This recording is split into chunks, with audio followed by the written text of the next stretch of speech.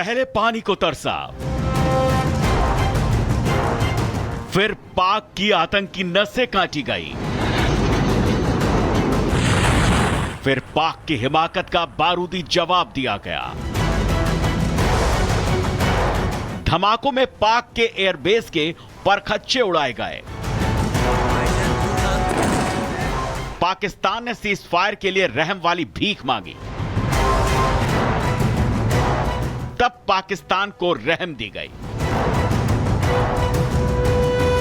घुटनों पर रेंगता पाकिस्तान किसी तरह अपनी गर्दन बचा पाया, लेकिन वो अब भी भ्रम और प्रोपेगेंडा रचने से पीछे नहीं हट रहा। पाकिस्तान की एक एक साजिश डीकोड हो रही है और पाकिस्तान को एक एक करके उसके गुनाहों की सजा दी जा रही है। विदेशी धरती पर गया भारतीय डेलीगेशन भी पाकिस्तान को एक्सपोज कर रहा है। मोदी की विदेश नीति पर अब कांग्रेसी नेताओं को भी यकीन हो चला है। तभी तो सलमान खुर्शीद कह रहे हैं सीज फायर के लिए पाकिस्तान ने रहम की भीख मांगी थी। मनीष तिवारी कह रहे हैं कि पाक को अपने घर में अगर आतंकवाद खत्म करना है तो भारत उसकी मदद कर सकता है। सलमान खुर्शीद ने इंडोनेशिया में पाक को लताड़ा तो शहजाद पूनावाला भी कह उठे कि आखिरकार सलमान खुर्शीद ने मान तो लिया, पत्थरबाजी की सच्चाई क्या थी। Had to do certain things to teach Pakistan a lesson. We did, and then we stopped because we are not greedy for Pakistan. We are not greedy for their territory. We are not greedy to destroy them. We only want to preserve ourselves and we want to protect ourselves. Our vision is on our future. We want to be one of the great countries of all times. And we want to lead the world. उनको तो भारत के सांसदों में आतंकी नजर आता है, पर उनको जो बात कोई भी विदेशी कहता है उनको विदेशियों पर ज़्यादा भरोसा है। पार्टी में भी यही स्ट्रक्चर बनाकर रखा है। उस बीमारी के शिकार है जिसे कहते हैं कि पहले बोल देना है बाद में सोचना है। भारत के चुने हुए सांसदों को आतंकी क्यों बोला? जहाँ तक सवाल है मीडिएशन का, तो देखिए उनको डीजीएमओ पर भरोसा नहीं, उनको एमईए पर भरोसा नहीं, उनको ट्रंप ने जो कहा था कि मैंने मध्यस्थता नहीं की है, मैंने केवल मदद की है, उस पर भरोसा नहीं। तो मैं समझता हूं कि कम से कम थरूर साहब पर भरोसा कर लो, और थरूर जी अगर सुपर प्रवक्ता लग रहे हैं तो मनीष तिवारी पर भरोसा कर लो, और मनीष तिवारी पर भरोसा नहीं तो सलमान खुर्शीद पर भरोसा कर लो। ये तो उन्हीं के सांसद है। वैसे तो पाकिस्तान के पीएम समेत हर पाकिस्तानी अब कबूल कर रहा है कि वो आतंक को पालने पोसने वाली फैक्ट्री थे। भारत ने आतंकी मरकजों को तबाह किया। भारत ने पाकिस्तान के अंदर घुसकर पाक को सबक सिखाया। पाकिस्तान ने पहलगाम में जो कुछ भी किया, भारत उसके एक एक आतंकी कारनामे को दुनिया के सामने रख रहा है, जिससे टेरर पंथी करने वाले पाकिस्तान को पूरी दुनिया से बेदखल किया जा सके। हम जहां एक आगे जा रहे, आगे बढ़ रहे, अलग अलग देशों से मिल रहे, सभी जगह पे इस अटैक को कंडेम करने का काम किया है, और जो ये अटैक कर रहा है उसकी भी कठोर निंदा करने का भी काम किया। हम सियरा लियोन को बहुत धन्यवाद अदा करते हैं, इनके पूरे सरकार को, कि सियरा लियोन पहला ऐसा देश है जिन्होंने पार्लियामेंट में इस अटैक को कंडेम करने का काम किया, और मौन रखने का अगर काम किसने किया होगा वो सियरा लियोन की पार्लियामेंट में। मोदी जी नवाज शरीफ के यहाँ पर अफगानिस्तान से पहुंच गए। उन्होंने सिर्फ न्योता ही भेजा था, उम्मीद नहीं की थी कि मोदी जी पहुंच जाएंगे, और मोदी जी पहुंचे, दोस्ती का हाथ बढ़ाया, पर उन्होंने उसके बाद भी धोखा दिया। हम बार बार उनके साथ समझौता करते हैं और शांति का न्योता भेजते हैं, और वो बार बार धोखा देते हैं। पाकिस्तान के बहाने ही सही भारत ने एक नई लड़ाई की शुरुआत आतंक के खिलाफ बहुत घातक ढंग से की है, जिसके जरिए वो बताना चाहता है कि दुनिया में कौन आतंक के साथ खड़ा है और कौन आतंक को खत्म करने के लिए जंग लड़ रहा है। Bureau report, Republic Bharat. देखिए, पाकिस्तान के लिए जासूसी करने वाले गैंग की लिस्ट बड़ी होती जा रही है। वहीं पर जासूस ब्रदर्स कैसे आईएसआई के लिए जासूसी कर भारत की खुफिया जानकारी पाकिस्तान को भेज रहे थे, वहीं अब कासिम का भाई हसीन पकड़ में आने के बाद कौन से गहरे खुलासे कर रहा है, पूरी जानकारी इस खास रिपोर्ट में आपको देते हैं।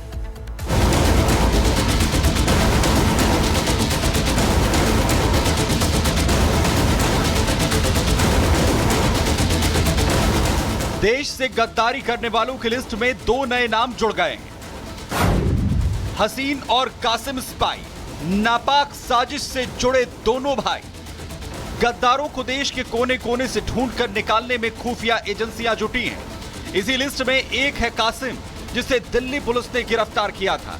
जब जांच आगे बढ़ी तो पता चला कि कासिम अकेला नहीं है, बल्कि उसका भाई हसीन भी पाकिस्तान के लिए जासूसी में शामिल है। आईएसआई के जाल में फंस गए राजस्थान के जासूस ब्रदर्स। असीम उर्फ हसीन कासिम का भाई है, राजस्थान के डीग का रहने वाला है। 30 मई को दोपहर में दिल्ली पुलिस की स्पेशल सेल राजस्थान के डीग गई थी। कासिम के परिजनों के बयान भी दर्ज किए गए। इस मामले ने अब अहम मोड़ ले लिया है। कासिम के 3 भाई हसीन, इश्तियाक और अफजल मौलाना 23 मई को शुरुआती पूछताछ के बाद अपने गांव से गायब हो गए।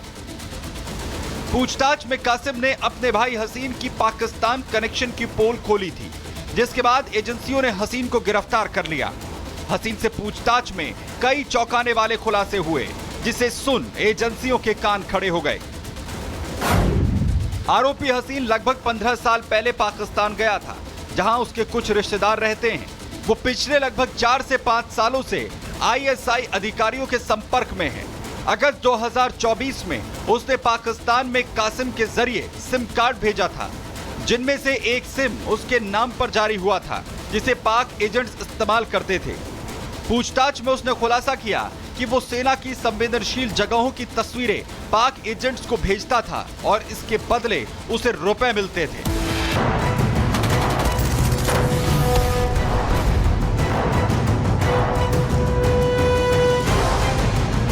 पहले पानी को तरसा,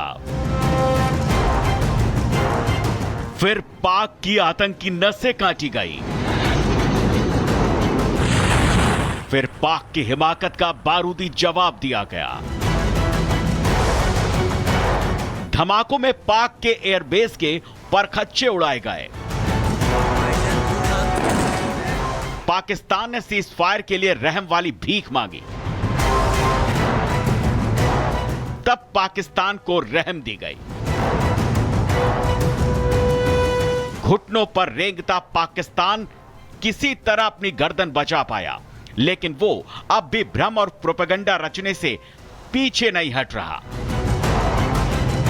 पाकिस्तान की एक एक साजिश डीकोड हो रही है और पाकिस्तान को एक एक करके उसके गुनाहों की सजा दी जा रही है। विदेशी धरती पर गया भारतीय डेलीगेशन भी पाकिस्तान को एक्सपोज कर रहा है। मोदी की विदेश नीति पर अब कांग्रेसी नेताओं को भी यकीन हो चला है। तभी तो सलमान खुर्शीद कह रहे हैं, सीज फायर के लिए पाकिस्तान ने रहम की भीख मांगी थी। मनीष तिवारी कह रहे हैं कि पाक को अपने घर में अगर आतंकवाद खत्म करना है तो भारत उसकी मदद कर सकता है।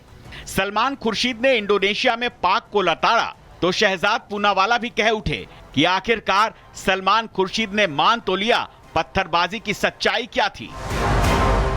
Had to do certain things to teach Pakistan a lesson. We did, and then we stopped because we are not greedy for Pakistan. We are not greedy for their territory. We are not greedy to destroy them. We only want to preserve ourselves and we want to protect ourselves. Our vision is on our future. We want to be one of the great countries of all times and we want to lead the world. उनको तो भारत के सांसदों में आतंकी नजर आता है, पर उनको जो बात कोई भी विदेशी कहता है उनको विदेशियों पर ज़्यादा भरोसा है। पार्टी में भी यही स्ट्रक्चर बनाकर रखा है। उस बीमारी के शिकार है जिसे कहते हैं कि पहले बोल देना है, बाद में सोचना है। भारत के चुने हुए सांसदों को आतंकी क्यों बोला? जहाँ तक सवाल है मीडिएशन का, तो देखिए उनको डीजीएमओ पर भरोसा नहीं, उनको एमईए पर भरोसा नहीं, उनको ट्रंप ने जो कहा था कि मैंने मध्यस्थता नहीं की है, मैंने केवल मदद की है, उस पर भरोसा नहीं।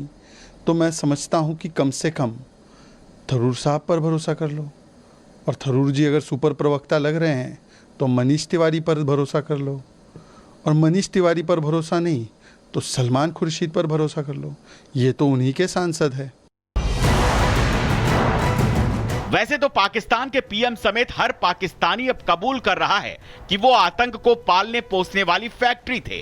भारत ने आतंकी मरकजों को तबाह किया, भारत ने पाकिस्तान के अंदर घुसकर पाक को सबक सिखाया। पाकिस्तान ने पहलगाम में जो कुछ भी किया, भारत उसके एक एक आतंकी कारनामे को दुनिया के सामने रख रहा है, जिससे टेरर पंथी करने वाले पाकिस्तान को पूरी दुनिया से बेदखल किया जा सके। हम जहां एक आगे जा रहे, आगे बढ़ रहे, अलग अलग देशों से मिल रहे, सभी जगह पे इस अटैक को कंडेम करने का काम किया है, और जो ये अटैक कर रहा है उसकी भी कठोर निंदा करने का भी काम किया।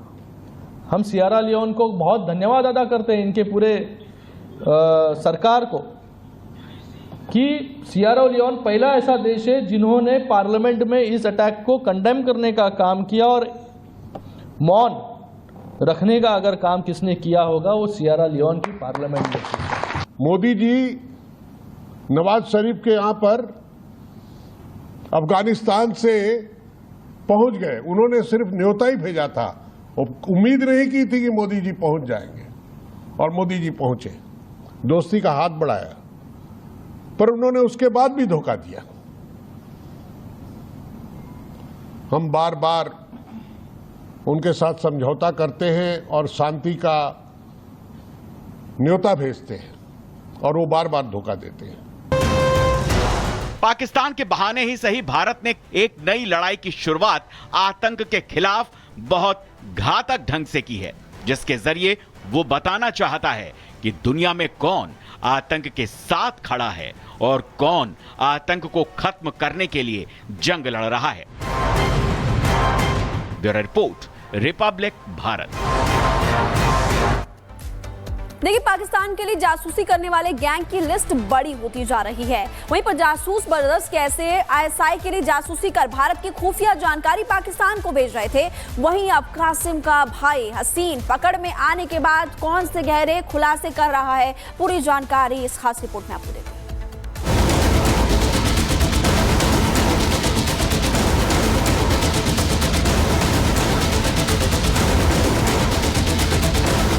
देश से गद्दारी करने वालों की लिस्ट में दो नए नाम जुड़ गए हैं। हसीन और कासिम स्पाई, नापाक साजिश से जुड़े दोनों भाई।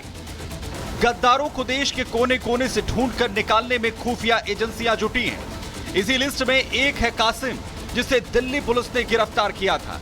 जब जांच आगे बढ़ी तो पता चला कि कासिम अकेला नहीं है, बल्कि उसका भाई हसीन भी पाकिस्तान के लिए जासूसी में शामिल है। आईएसआई के जाल में फंस गए राजस्थान के जासूस ब्रदर्स। असीम उर्फ हसीन कासिम का भाई है, राजस्थान के डीग का रहने वाला है। 30 मई को दोपहर में दिल्ली पुलिस की स्पेशल सेल राजस्थान के डीग गई थी। कासिम के परिजनों के बयान भी दर्ज किए गए। इस मामले ने अब अहम मोड़ ले लिया है। कासिम के 3 भाई हसीन, इश्तियाक और अफजल मौलाना 23 मई को शुरुआती पूछताछ के बाद अपने गांव से गायब हो गए। पूछताछ में कासिम ने अपने भाई हसीन की पाकिस्तान कनेक्शन की पोल खोली थी, जिसके बाद एजेंसियों ने हसीन को गिरफ्तार कर लिया। हसीन से पूछताछ में कई चौंकाने वाले खुलासे हुए, जिसे सुन एजेंसियों के कान खड़े हो गए। आरोपी हसीन लगभग 15 साल पहले पाकिस्तान गया था, जहां उसके कुछ रिश्तेदार रहते हैं। वो पिछले लगभग 4 से 5 सालों से आईएसआई अधिकारियों के संपर्क में है। अगस्त 2024 में उसने पाकिस्तान में कासिम के जरिए सिम कार्ड भेजा था, जिनमें से एक सिम उसके नाम पर जारी हुआ था, जिसे पाक एजेंट्स इस्तेमाल करते थे। पूछताछ में उसने खुलासा किया कि वो सेना की संवेदनशील जगहों की तस्वीरें पाक एजेंट्स को भेजता था और इसके बदले उसे रुपए मिलते थे।